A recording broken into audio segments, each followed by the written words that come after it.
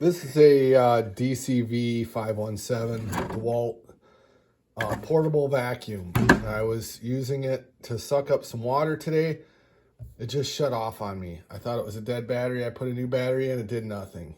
So what I did is, it takes a really small screwdriver, a T10.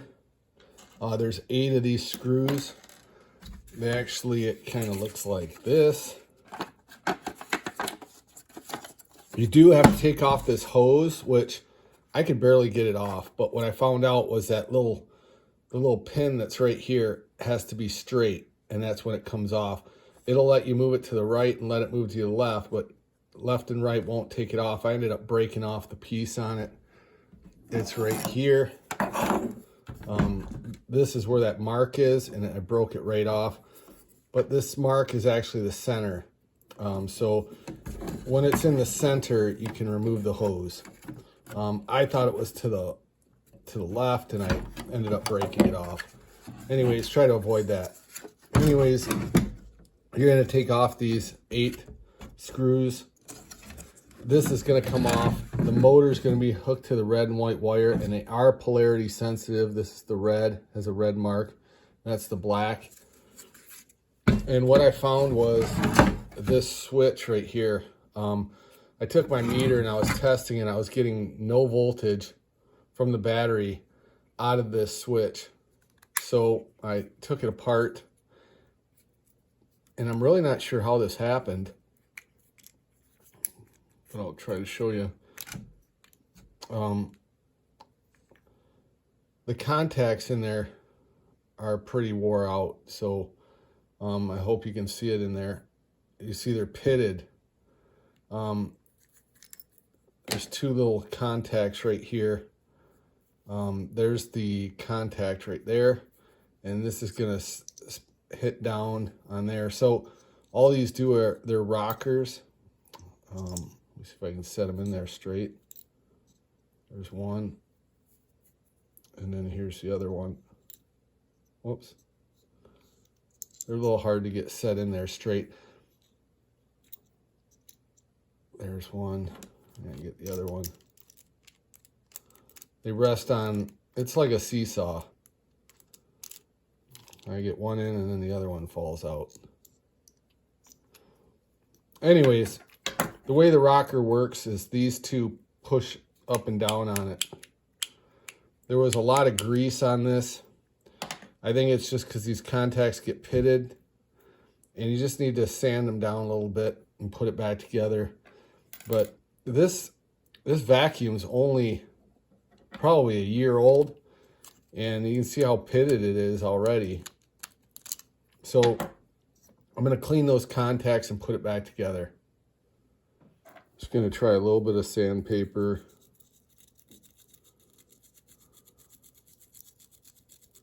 And it's only this left side, so this side's actually the red, this is the black, so this is the positive. That's the only one that was really bad that I could see.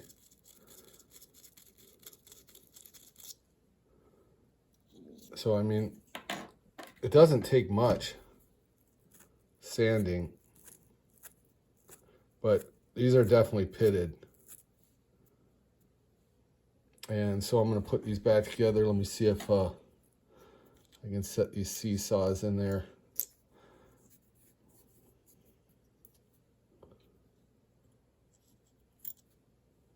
There's one.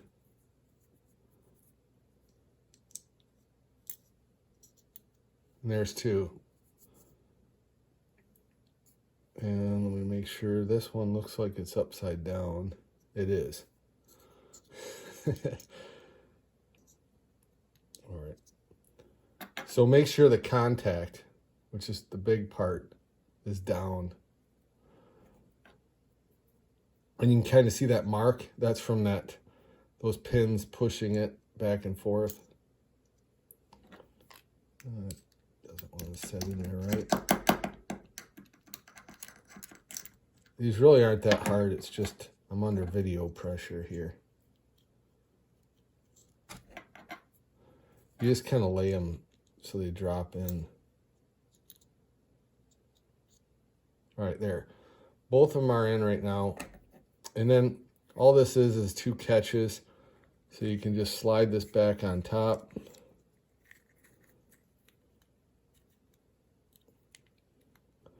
Kind of have to be careful not to bump this too hard. I'm going to sit down here. Spread those apart. And they catch on the 2 sides right here. So right there, that's how they pop off. So before I put it back together, I'm going to put my meter on continuity test. Put these against here. Flip this back to on. Those should beep. That should beep. Turn it to off. None of these should beep. All right, now I'm going to reassemble it. So it's a pretty tight squeeze into here. This thing barely fits. Kind of got to go on an angle and move the rocker around. Trying to get a good view of this. And then before you snap it in place, you should probably get these in place, because once you put it in place, it's hard to get to these. So I'm going to put the brown on the left here, the red on the right, this brown on the other left, and this red on the other right. And then I'm going to push this up inside, and there it latches. These are the latches right there. They grab right there on the left and right side. To release this, just push this side in, and you kind of work it down.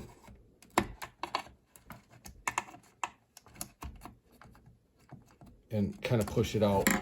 But now it's back in, and before I put anything back together, I'm going to put my meter on voltage, volts DC.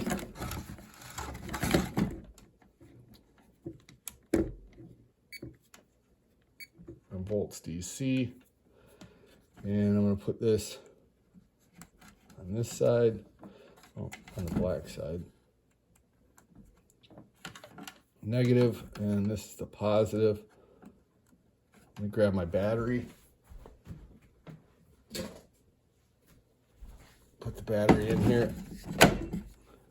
I got 0 volts right now. Switch it on. Still have 0 volts. Let me see what's going on here. All right, let me see. I'm on volts DC. I need to be, DC. All right, let me switch this. There's 19. I want to try something. I'm at 19 volts right now. Hopefully you can see that okay. 0. Making sure there's not something wrong with the battery. And turn it off. On, off, on. All right, let me remove the battery. I'm going to hook up the connections. Remember that this is the positive. It's the DC battery, or DC motor, so it does need to be connected correctly.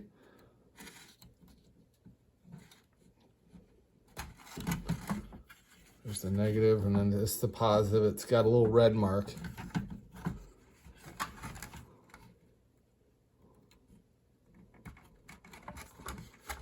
All right, just gonna set this down in there. And the motor, show you this. The motor just sets right down inside there. You don't have to worry about the wires too much. All right, let's see what this does. Here we go.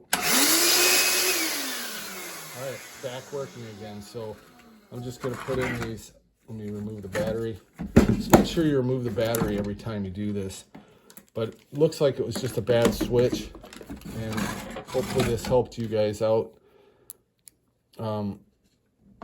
I apologize, I didn't have the video running when I was taking it apart. It's just I've never done it and wasn't sure what I was going to get into. so I don't have anything on taking that switch out, but it's just those two tabs you push in. Let me put all these back in here, but that's how you take this one apart. And again, it just shut off on me in the middle of using it. So I thought maybe there was something inside that overheated, because it filled up with water and there's a screen right here, and I thought maybe it plugged it up, but that wasn't the case. It was just the switch decided to fail while I was using it. I don't know if moisture got in there. I was, like I said, using it for wet dry in the wet cycle, and I had the filter out of it, you know, the big cartridge filter. I just had the screen in it here. So I thought maybe water got into the motor, but I don't know. So if you guys have this same issue, you know, don't be afraid to take this apart. The hardest thing was these things are in there pretty tight. Hope I'm missing 2 screws. Well, that's not good. Hopefully they're not inside here.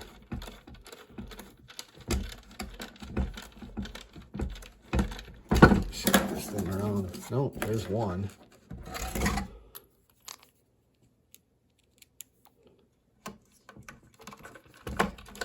And again, these are T10s, really small. And they were really tight. There's a gasket on here that goes around it.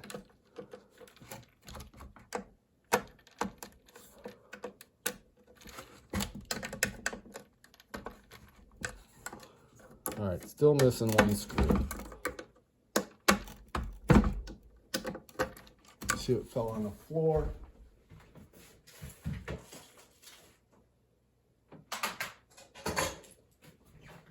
Oh, I have no idea where my other screw went.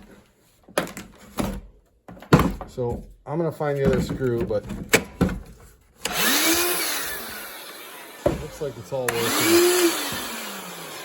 So everything works. It's just don't lose any screws. All right, thanks for watching. Let me know in the comments if you have any questions. All right, I found my last screw. Don't take it apart on a black countertop. I did that. So here's my last screw. And it was just hard to see on the black countertop. Also, remember, when you're taking off that hose, don't break off this piece. I didn't know that how it came off because I've never really taken it off before. And hopefully I saved you guys from breaking it, but there's supposed to be a tab right here. And like I said, that tab, if you want to take this hose out, because it has to come out to take the bottom off, that tab is going to be straight. That's when you know it's lined up to come out. So this tab is going to be right here. So I was pushing it to the right, to the left. That's actually where it's locked in. I don't know if I can lock it in ever again, but that's how you remove it. And I tried to twist this hose out. Couldn't get that out, so hopefully this is helpful. Thanks.